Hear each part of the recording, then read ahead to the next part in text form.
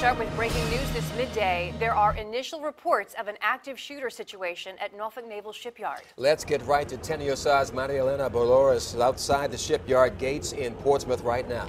Marielena?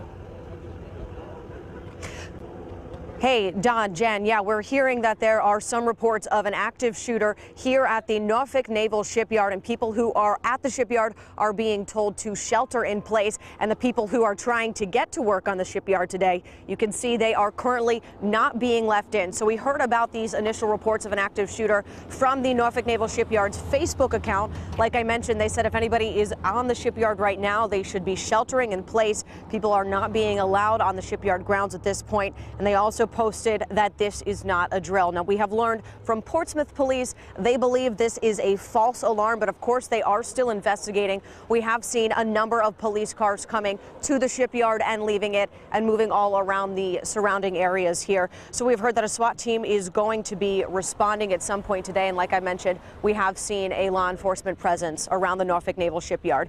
Now, this active shooter initial report, these reports come as a threatening message was found on a bathroom wall this morning in the shipyard. That was around 9 o'clock this morning, and then there was an evacuation of the surrounding area. So at this point, not sure if these are connected, and investigators are working to determine what the nature of that threat was, and of course, if this active shooter threat is a substantiated claim. So like I mentioned, no one is being allowed onto the shipyard grounds right now.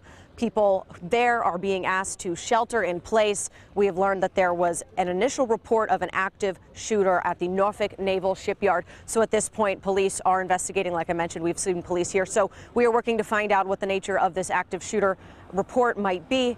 And we are also working to find out what the incident of this threat in the bathroom might also be. So, of course, as soon as we get more information, we will pass it along to you. For now, live in Portsmouth, I'm Marielena Balouris, 10 on your side.